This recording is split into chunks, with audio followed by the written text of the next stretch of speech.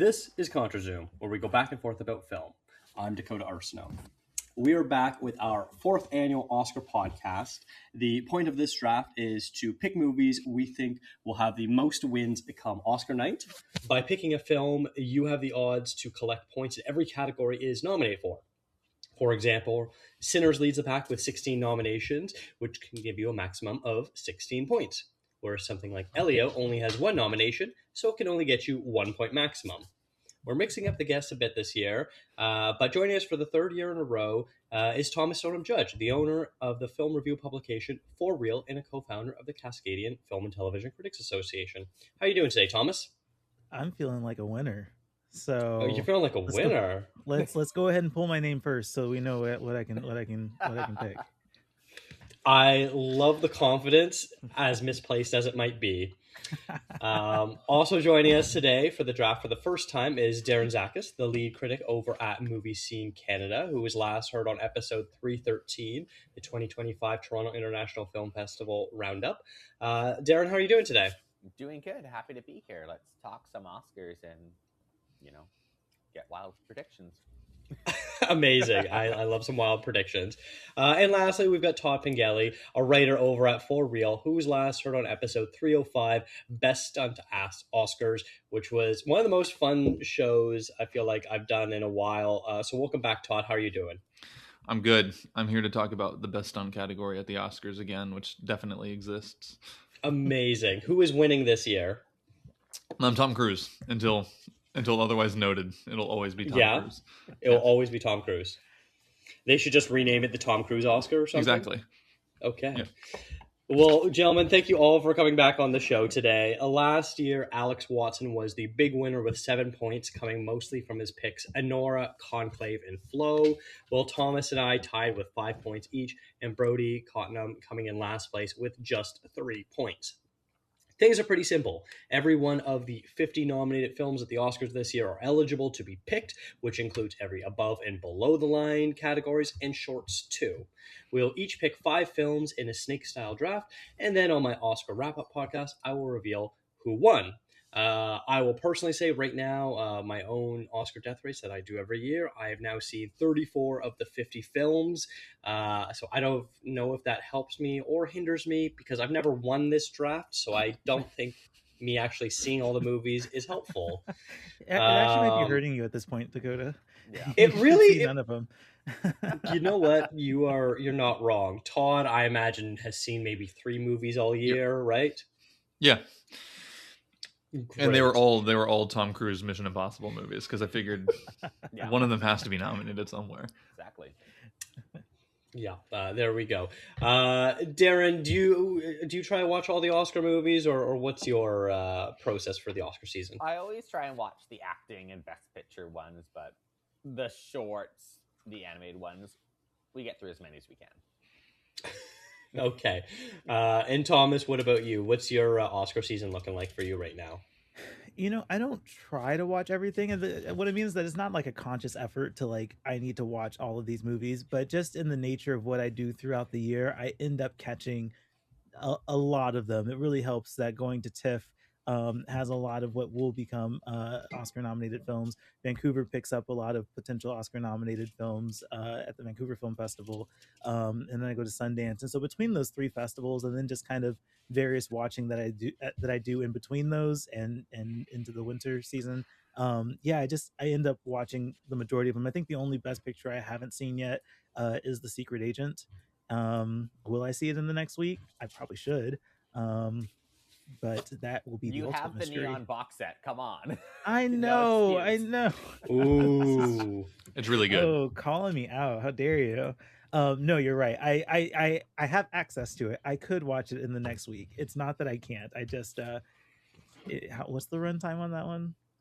It's not that long. I think it's almost 15? like 3 hours, and it feels like it. But yeah. No, I disagree. It's almost like 3 hours, and it just flies by.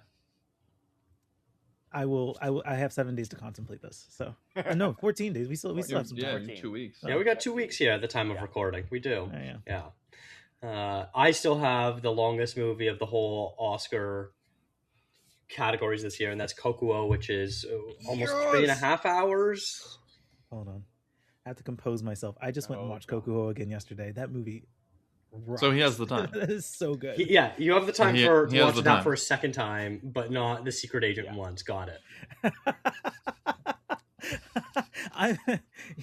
You're making valid points. I'm just choosing not to listen to them. That's all. As he always does.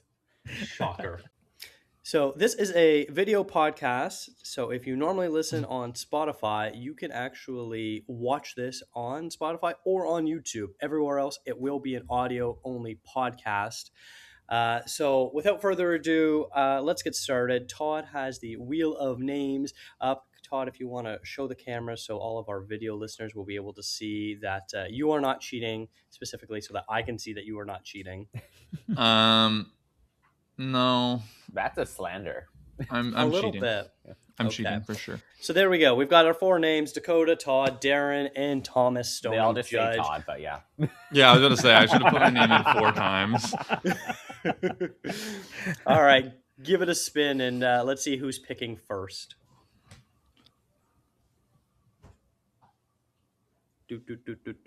Yeah. Wow, Cheating. and Todd somehow is going first. Great. That's so lit.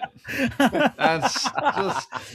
Maybe I should have I done the blame wheel. you, Dakota. All right, removed. Here All we right. go. Second pick. Oh, come on. Wait. What is this? There we go. Okay, I'm number 2. See, if this were rigged, he would have the 4th pick. So that's how you know it's legit. Well, now I'm pulling for the 4th pick. That would be nice. No, you Honestly, still want- 4th is better than 3rd. I agree. Not in this draft. Get out. You guys are killing me. So we got Darren. Oh, Thomas at 3rd. And then And then Darren's that on that means turn. Darren at last. Okay, Todd, you start us off. What is going to be your number 1 overall pick today? Begonia. This is like the most obvious, the first pick we've had in a while. I'm taking Wicked 2. Damn you! Wow, Todd, you're damn going to you. steal that from Darren? Yeah. Oh, that was vile. Yeah. You had to rub that one in, huh? I'll take Sinners. I'll take Sinners. I don't even have a whole lot to say. I've talked about it before on other podcasts. It was my favorite movie of the year 11 months ago when I saw it in April. And then it came out with a bajillion nominations. I mean, 16 nominations is blowing it out of the water. And I think it's going to pick up a lot of those wins. So Sinners, easy peasy. Nice. That's obviously, I think that's the great first choice pick with the 16 nominations, the most ever at the Oscars. How competitive do you think it's going to be in some of the below the line categories? Because, for me, I think it's pretty locked up for original screenplay, cinematography, and score. But do you think it could pick up some other stuff, and whether it's editing, casting, things like that? I think it's going to pick up casting. I'm trying to think. I think it has a good shot at production design. I don't think it has a shot at kind of makeup and hairstyling. I don't think it has much of a shot at costuming as much. I just think that there are other movies that are going to be taken there because that's the only place they'll be represented on Oscar night. Not to say that it's not deserving. I think the costuming is brilliant. I think everything about the movie is brilliant. But yeah, I think it could pick up a production design award. I think cinematography, like you said, it'd be a good winner. Mm-hmm. So. Okay, cool. Well, then I'm going to go on to my first overall pick, and I'm going to have to go with the other big nomination getter, and that's One Battle After Another. It's got 12 nominations. It seems like at this point it's going to be a toss-up between Sinners and One Battle for who gets picture and director. Honestly, I have no idea which way they're leaning. It can go either way. They could split it. I don't know. But I also feel that we're looking at Best Supporting Actress, possibly a Best Supporting Actor, adapted screenplay, editing, maybe score as well. I think it's between that and Sinners as well. And then maybe is Leo going to be a surprise winner? I don't know. Stranger things have happened. So it's going to be really interesting to sort of see. But, with 12 nominations, very close to setting the record that Sinners blew out of the water. I think it's a very solid number 2 pick, and I'm very happy that I was able to get this here. Thomas, we're up to you. What's going to be your first overall pick now that Wicked for Good, One Battle After Another, and Sinners are off the table? I mean, this early in the draft, you have to play the numbers, and so my pick is going to be Sentimental Value. Nice, great choice there. I'm What sorry, what Darren. categories do you think it's going to win? I don't know. I mean, this is purely a numbers pick because is it 9 nominations that it has? And It is. I think any category that it's up against One Battle After Another or Sinners, it's probably going to lose. Best international film, I think, is probably the strongest category it has right now. But you also have Best Supporting Actress with 2 nominations. So there's potential there. I don't know. It's a numbers thing. 9 nominations. Let's hope that it can get some of them. You floated. that's a good point. You floated the third pick to Darren. Yeah, that's I know saying Darren that is- was a fist bump, not a damn Yeah. you. It was. I was. Oh, thank God. Okay, well there you go. Yeah. You're welcome. All right, Darren. I have a feeling I know what you're going to take, but which one is going to be your number all pick? So the number 1 pick is going to go to Frankenstein. Above the Frankenstein, really? line, it's not going to have much. I don't think it'll get any, but it's got makeup, lockdown, and very, very strong odds in costuming and production design. So I see it walking away with 3 awards. If People are everything really goes feeling that according to strongly plan. about it.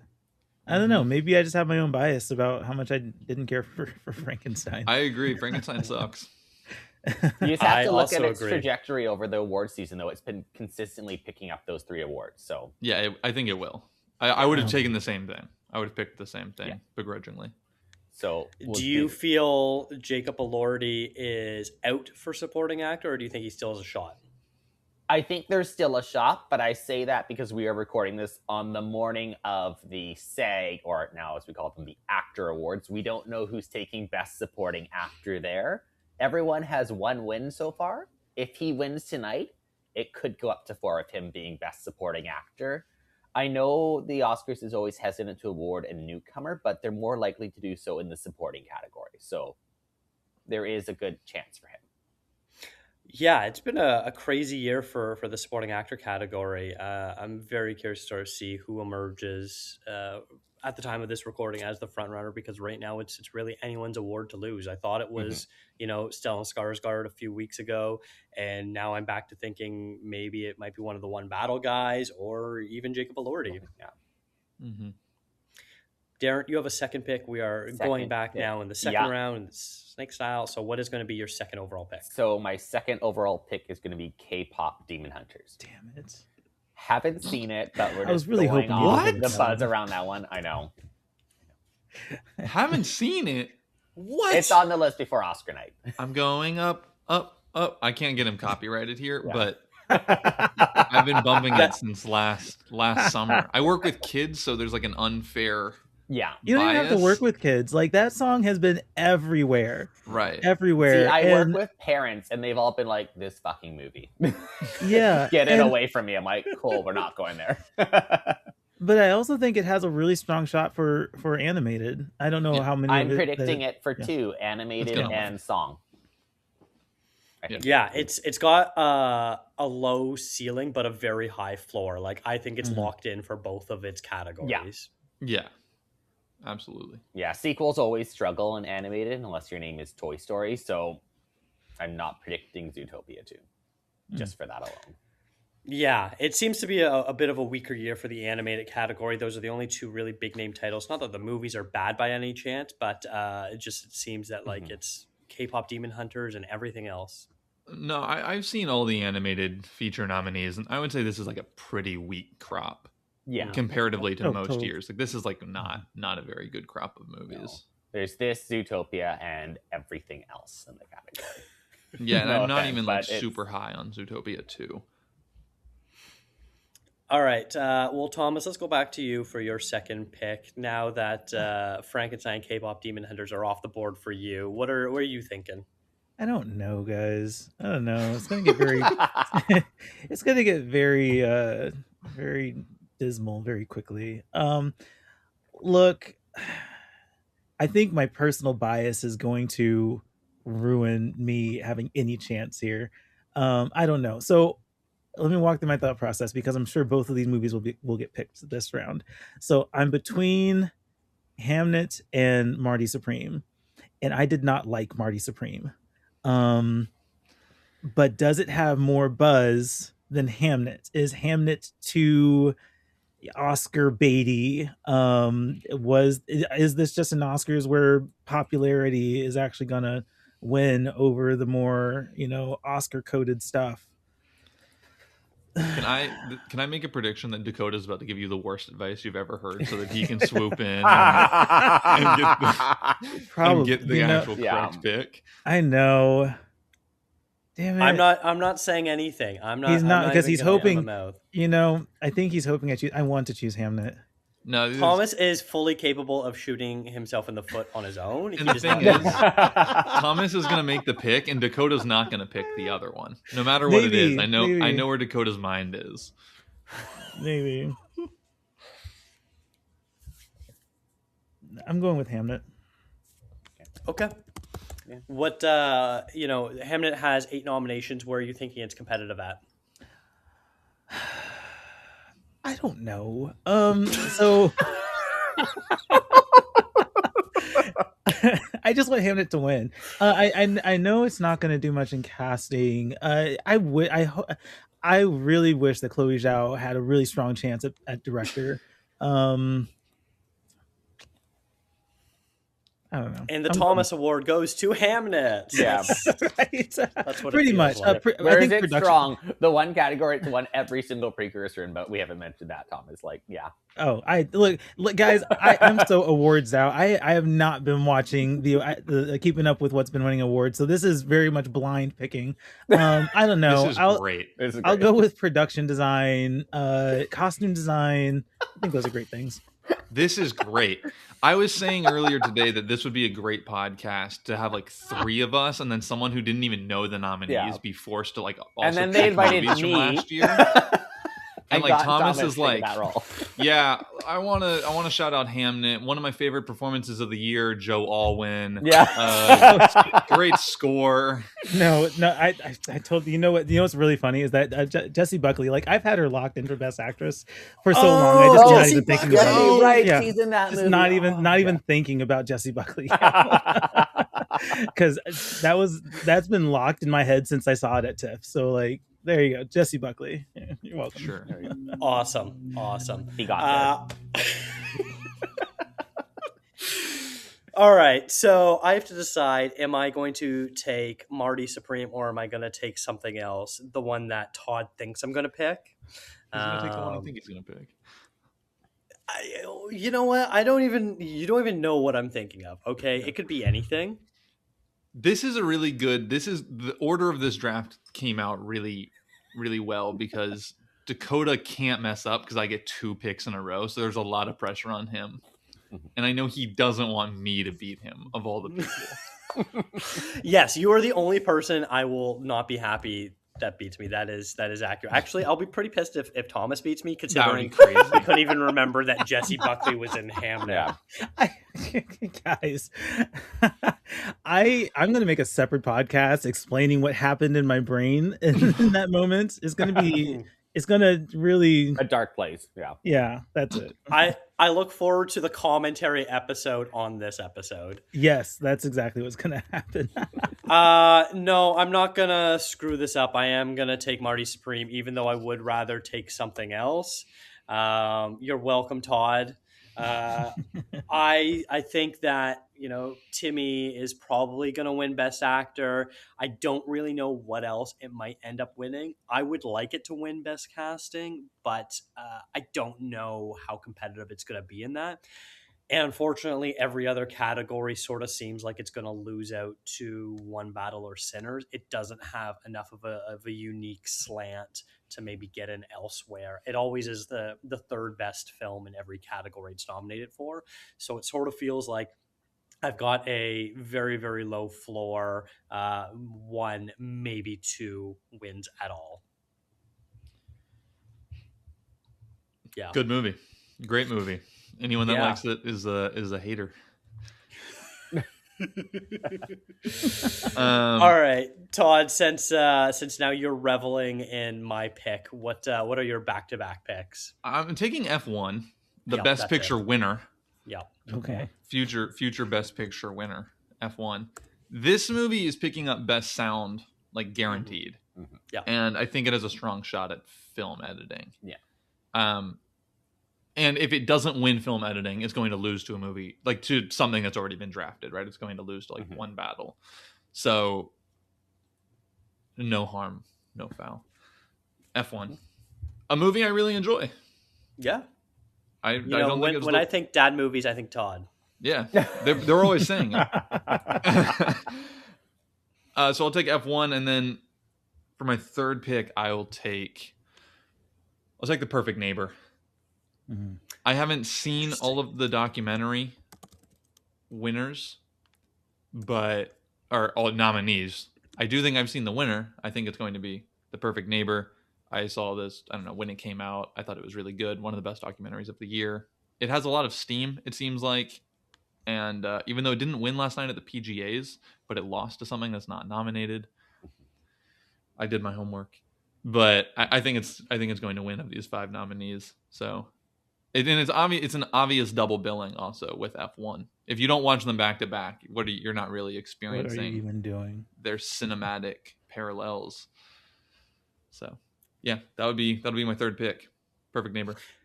Yeah, that's a good one. It does seem like that sort of emerged as the front runner for best documentary. That category is always kind of a little hard to predict because every time you think you know what they're thinking, they'll do something really crazy. But at the moment, that does sort of seem like that's probably the safest pick for that category. But I really don't know. All right, so it's back to me. I've got 2 movies here I'm trying to decide between. One that has a bit of a higher ceiling and one that I feel is more locked in to get something. I think I got to go for the safer pick, and I'm going to go with Avatar Fire and Ash.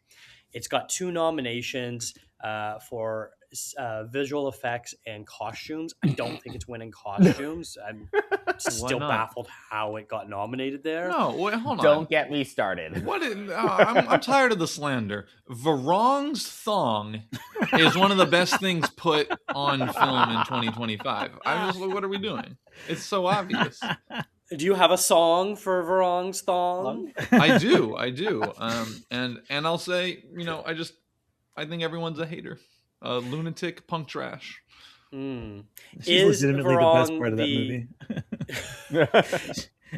Todd, is Varong the ultimate I could fix her character? Yeah, so not to double back to Mission Impossible talk, but there's definitely Pom Clementif's character as just the silent assassin in the Mission Impossible films is up there, and then maybe Varong right below it. And I think the Oscars, after maybe the 100th Oscars, they should introduce a best character and just we're just doing 5 nominees, because Varong would be an automatic nominee from last year. She was just one of the 5 best characters in a movie, and it would be great to have her on stage, her blades, little fire going on in the background, some pyrotechnics, giving her acceptance speech, wearing her costume thong that's Oscar nominated. So, I mean, you can't go wrong with Avatar Fire and Ash, Dakota. Great pick. Thank you. I picked it specifically for the visual effects. It seems like it's a complete lock in that category because the rest of the nominees are not great, putting it mildly, this year. I don't think it's winning costumes, but I'll take the one win that it's probably going to get. Thomas, we're back to you. Which one are you going to take? I love that Thomas goes before me. Yeah, you're welcome, Darren. Okay, so I'm looking at, there's one contender that I think is high profile enough to, I don't know, I don't want it to walk away empty-handed, but will it?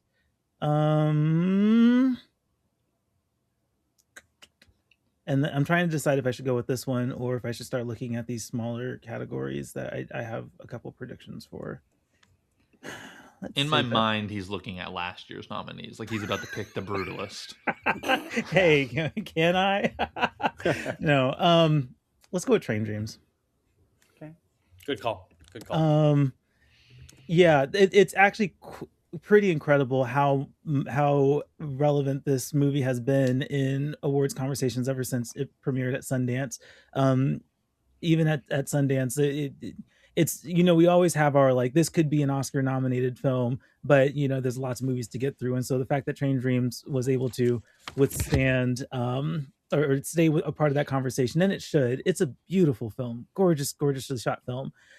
You know, I think there's stiff competition, of course, with the front runners in the movies that have more nominations. But you know, if for some reason people want to, or the Academy wants to, you know, throw cinematography at Train Dreams just because, you know, the other two are so well represented elsewhere, then maybe I can pick up a couple surprises, or maybe a surprise or two. Yeah, that's what I was debating between as well, between Avatar and Train Dreams, because I do think it's competitive in cinematography. It just sort of seems like that's a category that could go that way, but could not, whereas it felt a little bit more locked in with the visual effects. But I do think that's a good choice regardless. See, guys, I can do this. Yeah. Thomas, like, I saw this at Sundance. It's eligible. Yes. Thomas is like someone blindfolded playing Minesweeper. Isn't that the best way to play Minesweeper? Yep. And we're all going to lose to him, aren't we, Todd? Yeah, exactly. Train Dreams actually wins Best Picture. Yo, that would be sick. They're like, Best Supporting Actress, Carrie Condon. You weren't nominated. Get up here. Yeah. William H. Macy, come on down. Get on up here. All right, Darren, we're back to you. You got back-to-back picks. Pick your number 3 and 4. So, okay, now we're going to, like, you know, what's potential upset territory, because I think we've cleared off all the predicted winners outside of the shorts, which I don't know enough about to start predicting there. So we're going to go first with The Secret Agent. It's only got, what, 2 nominations? No, it has 4 nominations, I believe. 4 nominations. Yep. Okay, so I'm off on the nomination number, but it's got a strong chance in 2 categories. I think it's the definite upset in international feature. And like, it took the Golden Globe there, so it has that potential. Brazil, we saw what they did last year, If I'm Still Here, for getting awards nominations, so there is the international support for it. And then also, if the BAFTAs are any indication and Timothy stumbles in Best Actor, Wagner Moura is going to become a serious threat. So let's put it down for 2 potential wins. Yeah, I think, you know, the actor still is a bit of a potential one that can go for an upset. I don't know about casting. I rewatched it recently, and I do think it has great casting. Great casting, but it's too much reliant on the one performance, I think, to get that ensemble pick that you're seeing Sinners in one battle after another half, where they've got more of an ensemble piece going on. It's an interesting film. Moura is phenomenal in it. Yeah. We'll know more tonight because the Actor Awards are tonight after recording. So, you know, this could be a really strong pick in like 12 hours. But this is an interesting litmus test on what the best casting Oscar is going to be, because I think in some ways, right, like One Battle, a movie that I think is really phenomenal and has an excellent cast, is like casting a lot of heavy hitters. Like Sean Penn is a heavy hitter in a known quantity. Same with Benicio, obviously Leo, Regina Hall, like even to varying degrees, Tiana Taylor. And so it's like, is it a compiling of stars that is really going to be recognized for the best casting Oscar? Or is it going to be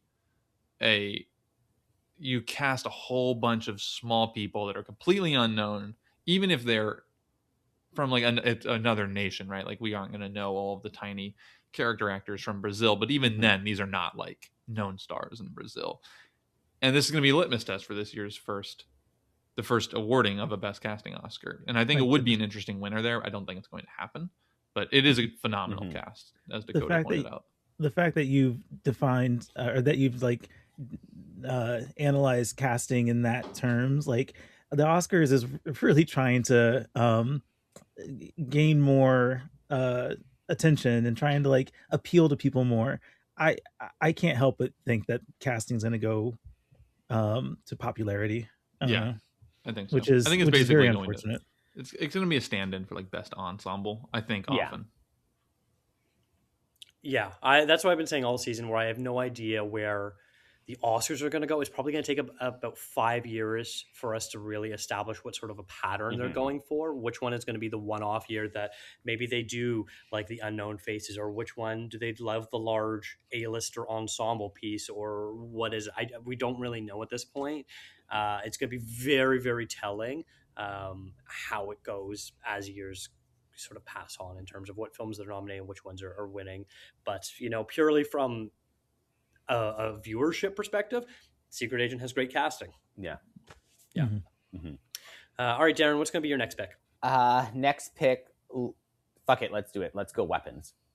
You know what? There's as we said earlier, supporting categories are wide open at this point. Amy Madigan could be our winner. Like that Aunt Gladys That would be performance wild was if just Amy too iconic. beats. She's a Hollywood long-time favorite. She's been around forever. This kind of the narrative is this is her time. And the only thing up against it is it's a horror movie, which they don't traditionally love, but I could see it working for weapons. Ooh.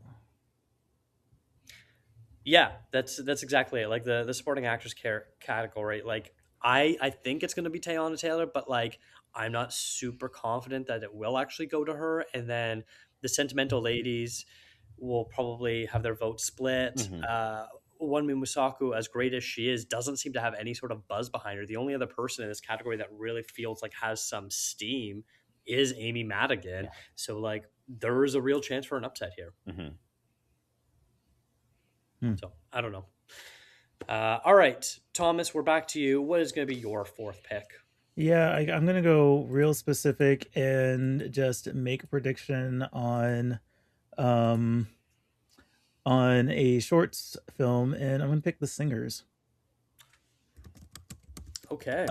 for best live action short film. Is this one that you have seen? I've not seen it yet, but it's available on Netflix, and I've had friends say how good this one is. And I don't know, the backing of Netflix could be a defining Mhm. factor in the awards campaign and getting this movie in front of people.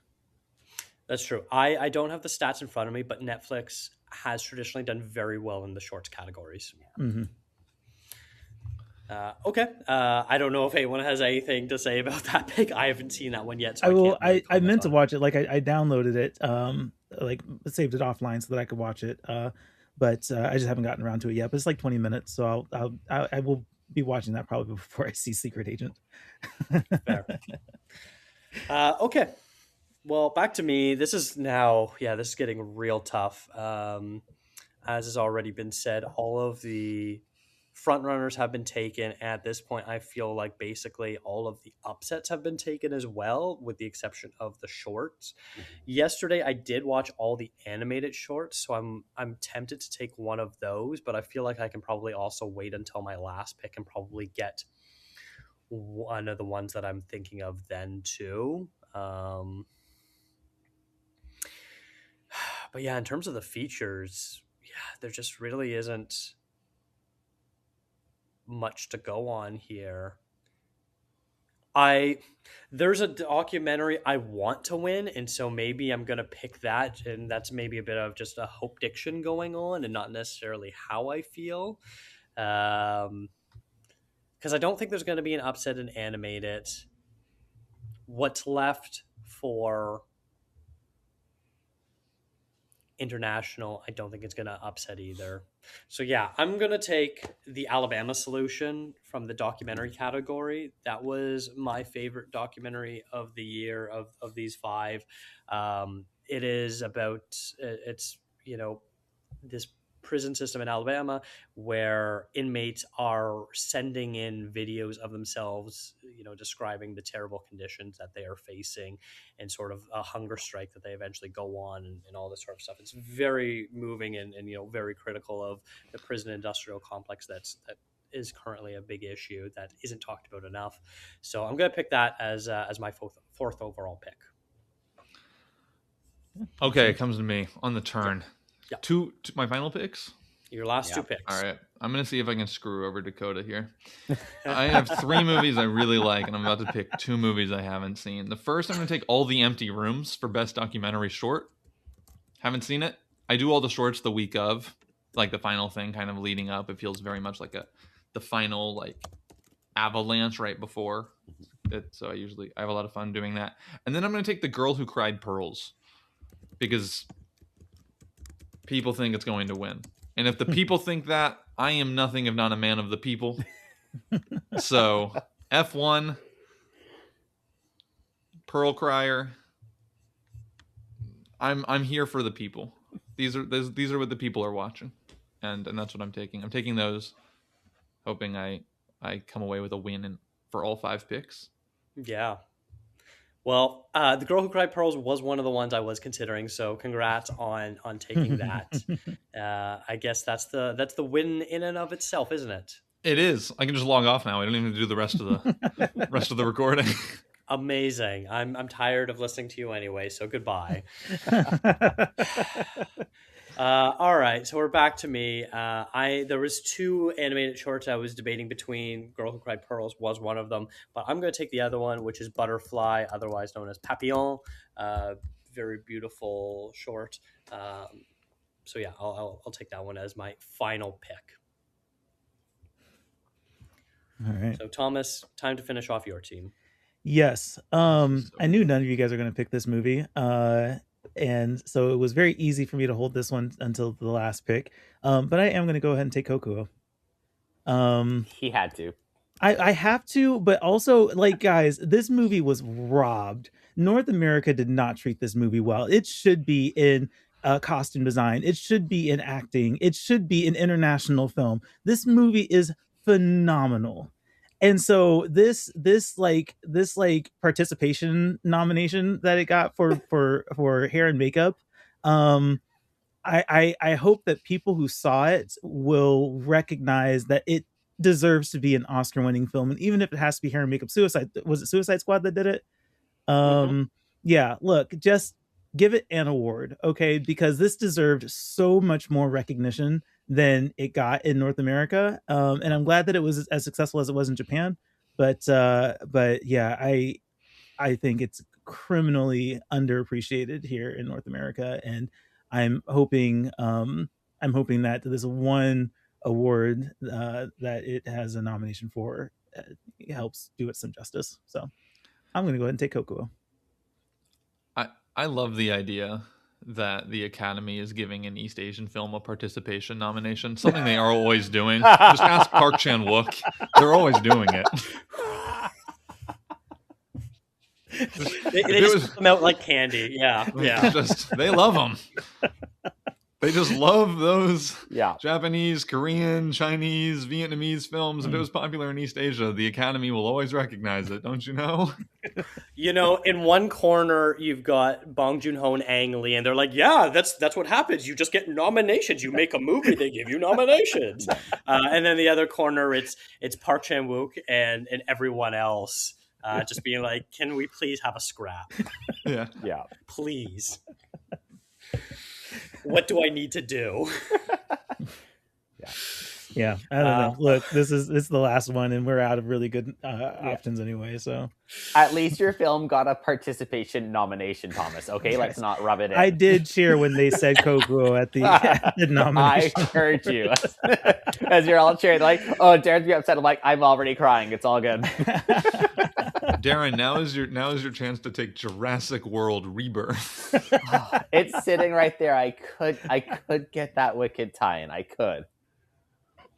Yeah, Jonathan Bailey tie-in. Yeah, yeah. How are you? You're here to finish the draft, Darren. What are you gonna take? You know what? Very curious. Let's go you can for air out shot your in the entire dark in the thought shorts process. category. Let's You go could for take Wicked too. I really It's like- could. You just It's- could. You probably would have the same chances. They would win the Right. same number of awards, probably. I'd have a higher chance than Kokuho because it was actually robbed in categories. So messed up. That is so messed up. Yeah. No, let's go for a short, and you know what? Let's get my Wicked tie in. Let's go for A Friend of Dorothy. Yeah, you know what? Right. I'm just looking at this one. I'm seeing it high up in predictions on websites. Mhm. It's got a recognizable star. It's got 2 recognizable stars in it, Miriam Margolyes and Stephen Fry. So like, it's got some pull behind it. I feel like if the Singers loses, it would be because of A Friend of Dorothy. Upset.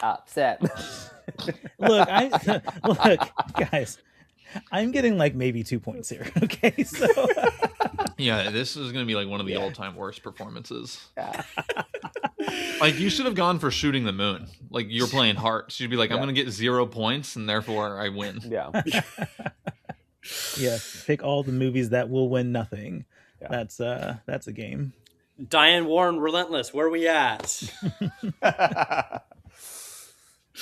Okay, so those are our draft picks. Let's go around and say our teams. Hopefully everyone remembers what they picked. If not, I will read out your teams. Todd, let's start with you.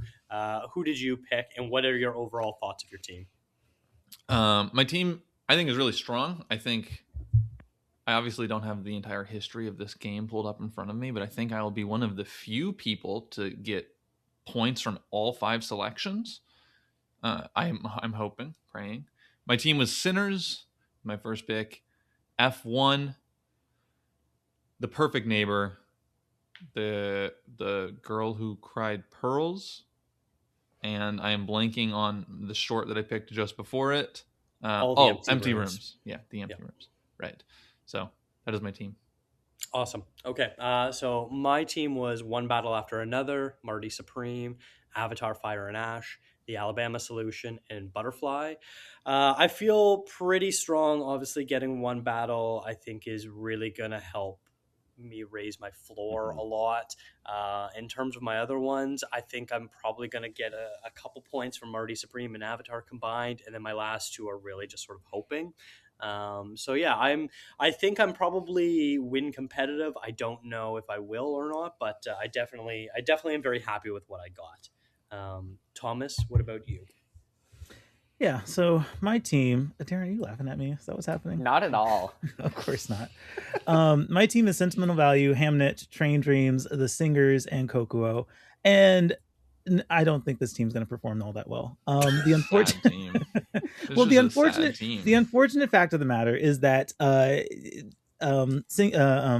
Sinners and One Battle After Another, I think, are going to dominate the Oscars. Yeah. So in categories where Sentimental Value might have had a chance, it's probably going to be upset. I could actually see Sentimental Value walking away with nothing. I think international film is probably its strongest, and it could be upset. There's a very strong chance it's upset by the Secret Agent. Hamnet, you do have Jessie Buckley Locke, so there's one for me.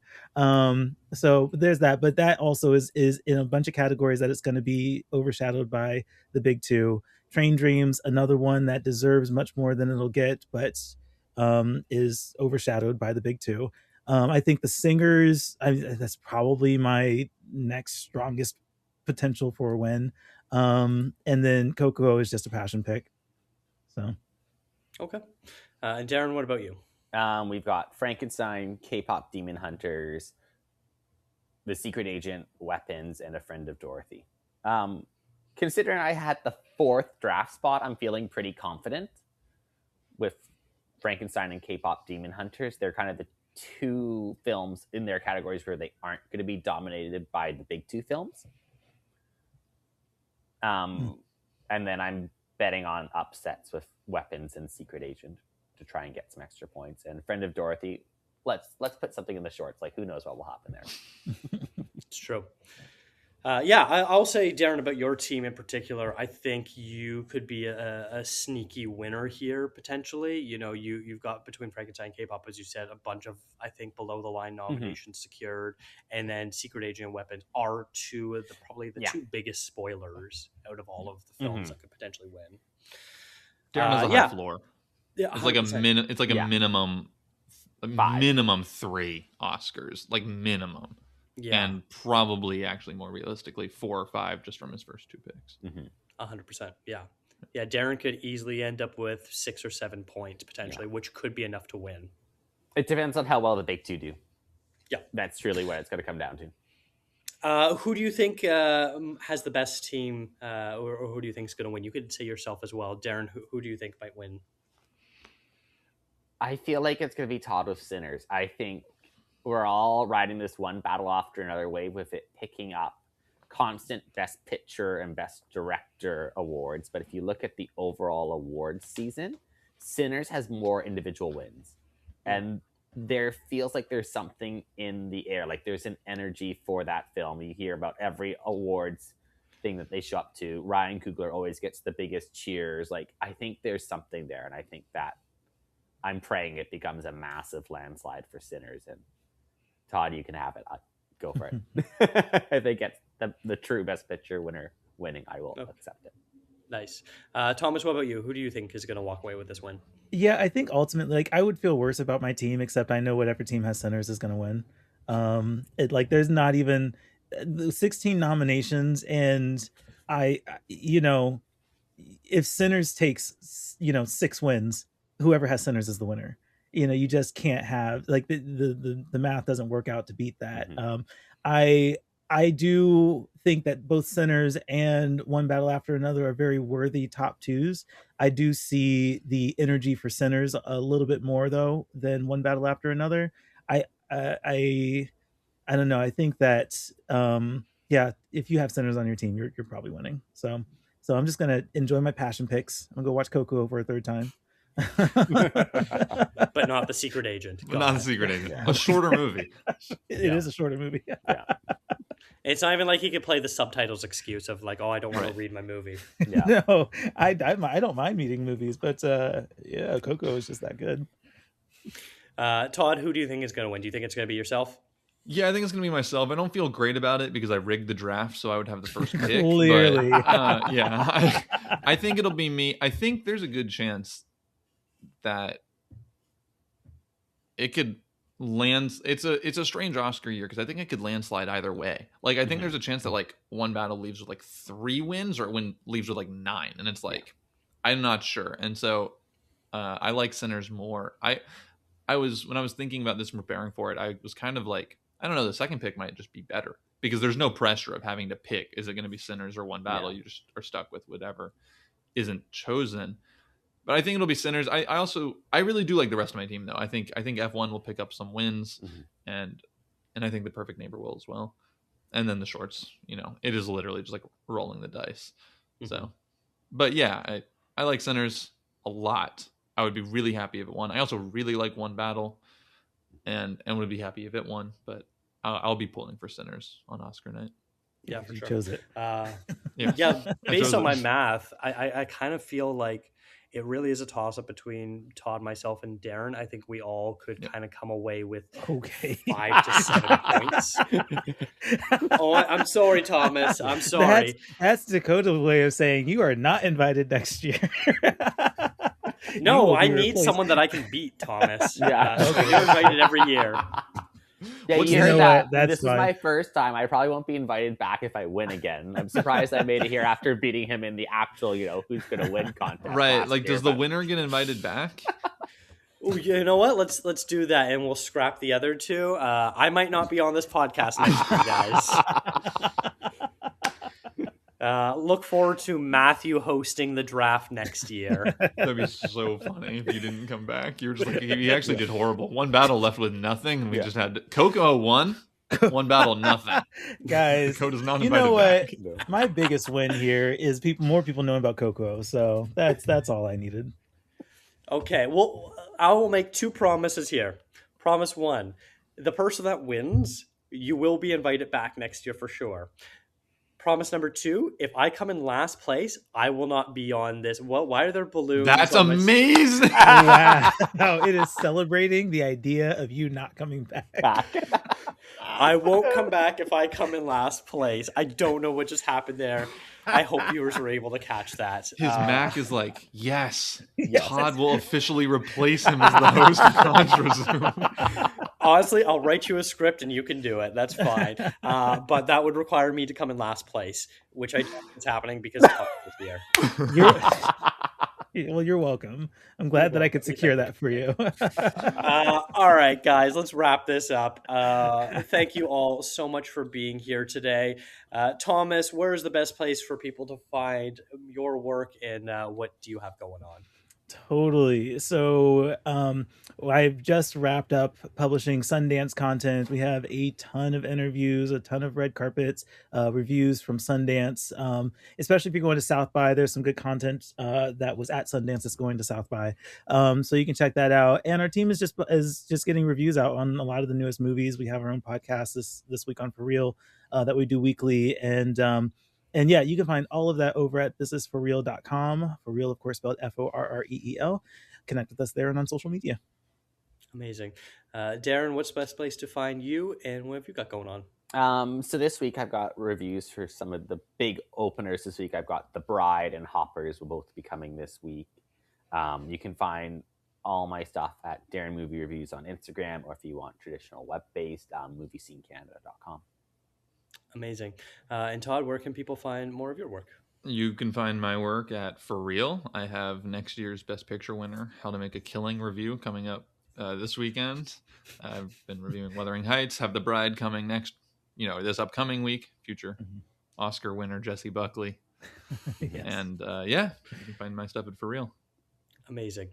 On next week's show, we will have our predictions episode as we run through all 24 categories and pick the winners. As mentioned at the beginning of the show, come back for the Oscar wrap-up to find out who wins this draft. This has been a That Shelf podcast. Visit thatshelf.com for more great film discourse. Follow the show on Instagram, Threads, and Blue Sky at Contra Zoom Pod. Who is the best team? Leave a comment on Spotify or send us an email.